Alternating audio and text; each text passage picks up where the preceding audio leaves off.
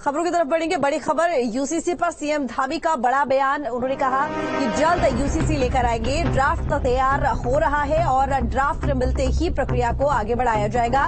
इस साल प्रक्रिया को आगे बढ़ा दिया जाएगा और इसके साथ ही यूनिफॉर्म सिविल कोड पार्टी की एजेंडा में रहा है, तो ऐसे में इसको लेकर जल्द से जल्द आगे प्रोसेसिंग की जाएगी। तो मुख्यमंत्री धामी जिन्होंने बड़ा बयान दिया है यूनिफॉर्म सिविल कोड को लेकर, उन्होंने कहा कि ड्राफ्ट तैयार किया जा रहा है और जल्दी ही ड्राफ्ट तैयार कर लिया जाएगा। उम्मीद है कि इस साल इसकी प्रोसेस को आगे बढ़ाया जाए। यूनिफॉर्म सिविल कोड के बारे में हमारा संकल्प है कि हम जल्द से जल्द उसको लाएंगे और जैसे ही हमको ड्राफ्ट मिलता है, ड्राफ्ट तैयार हो रहा है और कुछ ही दिनों के बाद हमको मिल जाएगा और मिलते ही हम इस प्रक्रिया को आगे बढ़ाएंगे। इसी वर्ष इस प्रक्रिया को हम बढ़ाने वाले हैं। निश्चित रूप से ये हमारी पार्टी के भी मुख्य एजेंडे में हमेशा से रहा है। उत्तराखंड की देवतुल्य जनता ने 2022 के आम चुनाव में इस पर अपना मत दिया था, अपना समर्थन दिया था और उसी कारण उसी में हमने यह भी संकल्प रखा था कि नई सरकार के गठन होते ही हम समान नागरिक संहिता को लागू करेंगे। चंपावत में ऐतिहासिक और पारंपरिक बग्वाल मेले का आयोजन किया गया, जिसमें लोक संस्कृति की अनोखी झलक देखने को मिली। देवीधुरा में मां बाराही धाम में खेले जाने वाली पत्थरमार बग्वाल के मुख्यमंत्री पुष्कर सिंह धामी और लाखों श्रद्धालु साक्षी बने। पहले पत्थर से खेले जाने वाली ये बग्वाल 4 खामों के बीच होती थी, जिसे 2013 में उच्च न्यायालय के आदेशों के बाद फलों और फूलों से खेला जाने लगा। रक्षाबंधन के दिन बग्वाल को मुख्यमंत्री ने देखा।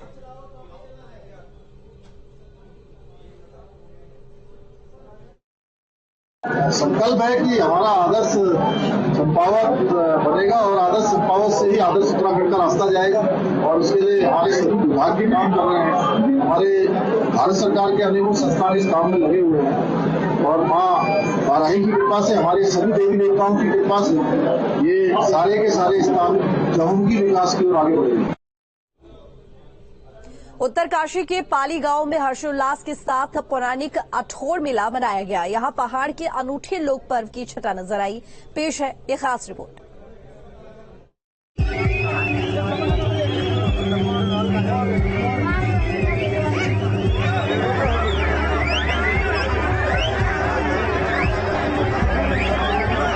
देवभूमि अपनी सुंदरता के साथ साथ अपनी परंपराओं के लिए जानी जाती है। जितने हसीन यहाँ के पहाड़ और प्राकृतिक संपदा है, उससे कहीं ज्यादा प्यारी यहाँ की लोक संस्कृति है। आपकी स्क्रीन पर दिख रहा पशुओं का झुंड भी पौराणिक रीतियों का एक प्रतीक है। दरअसल नजारा उत्तरकाशी के पाली गांव का है। यहाँ परंपरागत तरीके से अठोर मेले का आयोजन किया गया, जिसमें लोगों की भारी भीड़ नजर आई। लोक पर्व पर मंत्री गणेश जोशी ने भी शिरकत की और सोमेश्वर मंदिर में भगवान की पूजा अर्चना के साथ प्रदेश की सुख समृद्धि की कामना की। सांस्कृतिक परंपराओं से लबरेज अनूठे लोक पर्व में देवडोलियों के दिव्य नृत्य के साथ जनसमूह ने लोक नृत्य के जरिए अद्भुत समा बांधा। इस दौरान मौके पर मौजूद मंत्री गणेश जोशी ने पारंपरिक मेले को राज्य स्तरीय दर्जा दिलाने की बात भी कही। देखिए, ये मेले हमारे संस्कृति के वाहक होते हैं। हमारी संस्कृति को जिंदा रखने के लिए इस प्रकार के मेलों का आयोजन होना बहुत जरूरी है। इस अवसर पर एक मांग की गई कि इसको राज्य मेला घोषित किया जाए। मैंने उसकी भी घोषणा की है। माननीय मुख्यमंत्री से बातचीत कर 5 साल में एक बार बहुत बड़े स्तर पर मेला होगा और उसको राज्य मेला घोषित किया जाएगा। एक मांग यहाँ पर की है कि यहाँ पर एक, मैं क्योंकि शिवांग मेरे पास है, एक कृषक केंद्र यहाँ पर बनाया जाए। मैंने उसकी भी घोषणा की है। शीघ्र ही हम उसको बनाएंगे। उत्तरकाशी से विधायक संजय डोभाल ने भी मेले में जमकर लुत्फ उठाया और कला संस्कृति का जिक्र किया। साथ ही लोक पर्व के महत्व को भी बताया। केवल इतना कहना चाहूँगा अपने समस्त उत्तराखंड के लोगों से कि ये हमारे पूर्वजों द्वारा जो ये हमारी सांस्कृतिक धरोहर है, इसको हमें आगे पहुँचाना है, क्योंकि संस्कृति और संस्कृति हमारी उत्तराखंड की पहचान है। उत्तराखंड में चली आ रही लोक प्रथा आज भी पहाड़ में लोगों के सिर चढ़कर बोलती है। यहाँ की बोली, भाषा और रीति रिवाज किसी पहचान के मोहताज नहीं है। इनकी खूबसूरती ही इनकी छाप है। Team news state. खटीमा से बड़ी खबर, जहां पर पैतृक घर में सीएम धामी ने राखी बंधवाई। बड़ी बहन ने भाई के लिए मंगल कामना की और दोनों भाई बहन उत्साहित इस दौरान नजर आए। जो तस्वीर आप देख रहे हैं मुख्यमंत्री धामी के पैतृक घर की है, जहां पर मुख्यमंत्री धामी रक्षाबंधन के पर्व पर अपनी बहनों से राखी बंधवाने के लिए पहुंचे और ये उनकी बहनें और मुख्यमंत्री धामी, तो दोनों भाई बहन काफी उत्साहित इस दौरान नजर आए। तो भाई के लिए बहनों ने मंगल कामना की।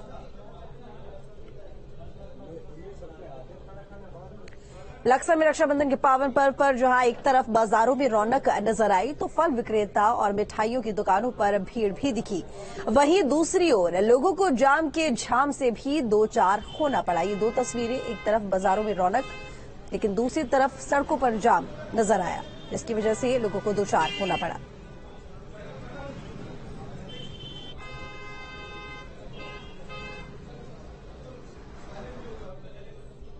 रक्षाबंधन पर भले ही परिवहन निगम की बसों को महिलाओं के लिए निःशुल्क किया गया है, लेकिन अब बसों का घंटों इंतजार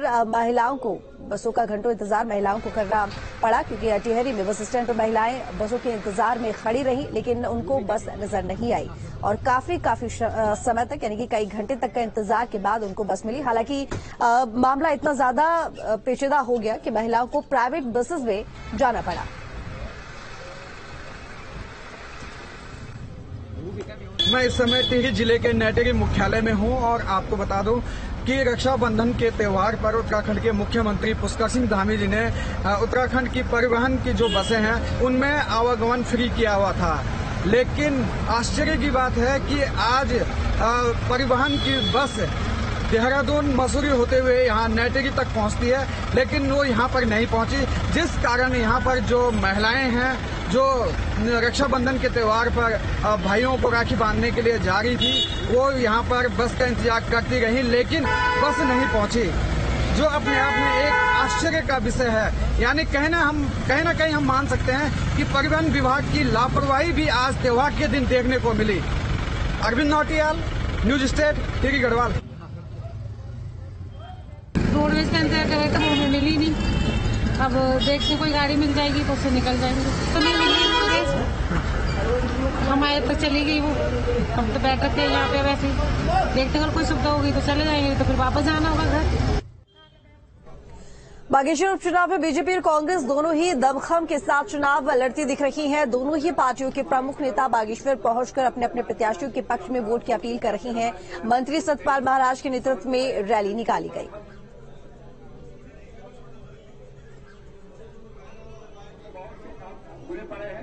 और हमने जनता से समर्थन मांगा, अच्छा समर्थन मिल रहा है।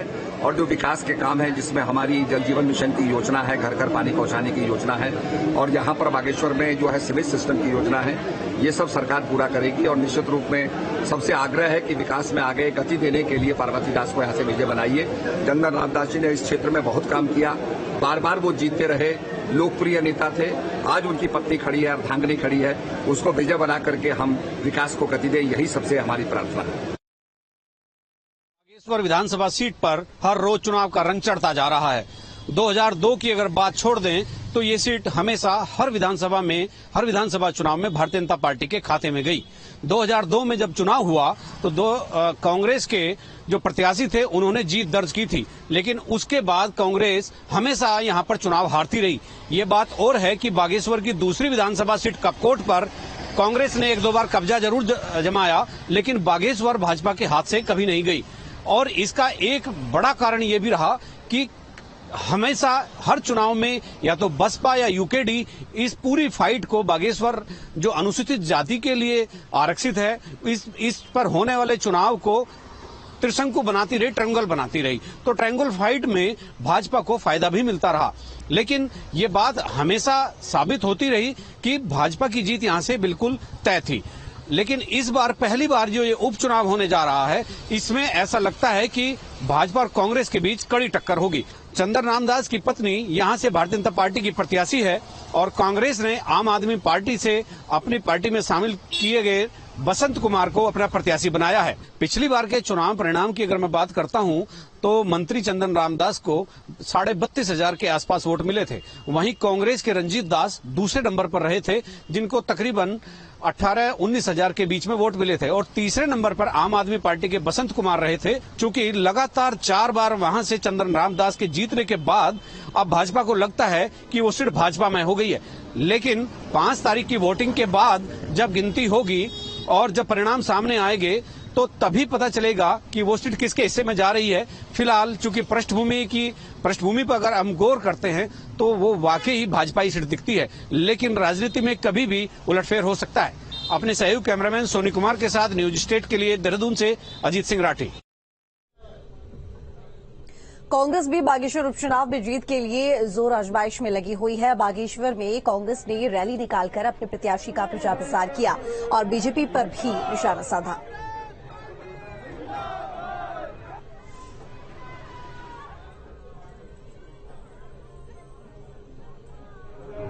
उपचुनाव है और मैं समझता हूं कि बागेश्वर का उपचुनाव इस प्रदेश की राजनीति में टर्निंग पॉइंट है।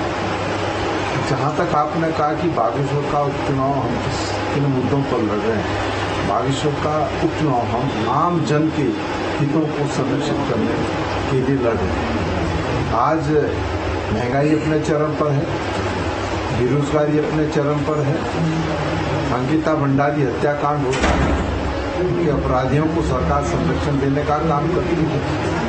किसानों की आय 2022 तक दुगना होगी, किसानों की आय दुगना नहीं हो पाई है, अर्थव्यवस्था ध्वस्त है, विकास के कार्य अवरुद्ध हैं, हालात बद से बदतर है। इन विषम परिस्थितियों में कांग्रेस इस चुनाव को लड़ने का काम कर रही है और जो मैंने देखा है मैं कह सकता हूँ कि बागेश्वर की जनता ने बदलाव का मन बनाया है। बागेश्वर विधानसभा के अलग अलग क्षेत्रों में घूमा हूं तो ये देखने को मिल रहा है कि पिछले 4 बार लगातार विधायक बनने के बाद, मंत्री बनने के बाद भी क्षेत्र में कहीं दौरा पूर्व विधायक जी ने नहीं किया, जो हमारे बीच नहीं है। मुझे ये बात नहीं कहनी चाहिए, ये बात निकल कर आ रही है। और इसके अलावा बात कहें तो मंत्री बनने के बाद 13 नंबर में अपनी बेटी को सरकारी नौकरी लगा देते हैं और 60 से 80 नंबर लाने वाले बेरोजगार घूम रहे हैं। ये जनता के बीच बहुत तेजी से इस बात का असर है। बागेश्वर विधानसभा उपचुनाव की 8 सितंबर 2023 को होने वाली मतगणना के लिए भी तैयारियां तेज हो गई है। बीडी पांडे कैंपस सभागार में मतगणना कर्मियों को प्रशिक्षण दिया गया। जिला निर्वाचन अधिकारी अनुराधा पाल ने मतगणना कर्मियों को जरूरी दिशा निर्देश दिए और उन्होंने साफ तौर पर कहा कि मतगणना निर्वाचन का महत्वपूर्ण चरण है। इसमें छोटी सी भी गलती होने पर पूरा परिणाम प्रभावित हो जाता है, इसलिए विशेष सावधानी और पारदर्शिता के साथ मतगणना कार्य को संपन्न किया जाए।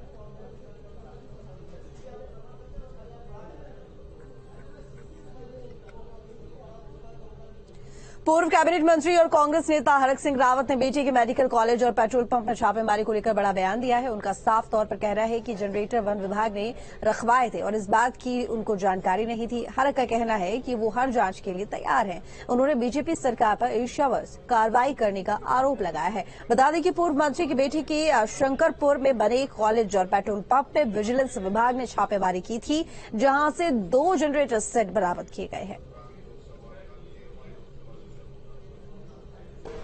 सामान्य रूप से था, लेकिन जब मैं मंत्री पद से हट गया और मैंने अपने पीएस से कहा कि भाई नो ड्यूज बनाना है, तो उन्होंने जब मुझे कहा कि क्योंकि मेरा कोटद्वार में कैंप कार्यालय कालागढ़ डिवीजन पे था, तो मैंने सोचा कि जैसे यहाँ देहरादून यमुना कॉलोनी का राज संपत्ति से हमने कि कोई सामान है तो लौटाना है, दिल्ली उत्तराखंड सदन का कोई बिल ड्यू है तो लौटाना है, ऐसे मैंने जब उनसे कहा अपने पीएस को, तो उनका सब 2 जनरेटर आपको नाम पर दिखा रखे हैं इन्होंने, मतलब जो कि एज ए आपके कैंप कार्यालय और आपके रेजिडेंस पे दिखा रखे हैं।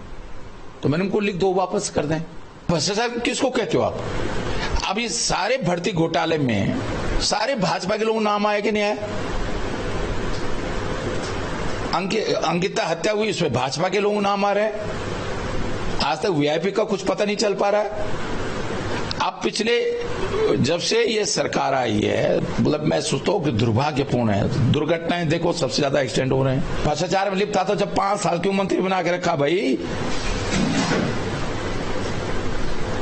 5 साल मंत्री क्यों बना रखा? 8 जनवरी को आचार संहिता लगी, उस दिन तो मैं मंत्री था। 16 जनवरी को हटाया नहीं इन्होंने मेरे को, जो चुनाव डिक्लेयर हो गया था। तो क्यों बना के रखा आपने? भ्रष्ट आदमी को मंत्री क्यों रखा आपने? तो भी मैं उल्टा ही अपनी को लेकर कह रहा हूं। अगर हरक सिंह रावत को आपने 5 साल कैबिनेट में वही वन विभाग, श्रम विभाग, ऊर्जा विभाग जैसे बड़े विभागों की जिम्मेदारी दी है, तो तुमने भ्रष्ट व्यक्ति को कैसे अपने कैबिनेट में रखा भाई? तो ये तो कोई बात थोड़ी है कि अब हमें भाजपा छोड़ दी तो आप कहोगे साबित तो भ्रष्ट है। रामनगर से खबर है, जहां पर गुलदार देखने से दहशत का माहौल है। भगवंतपुर गांव में दहशत का माहौल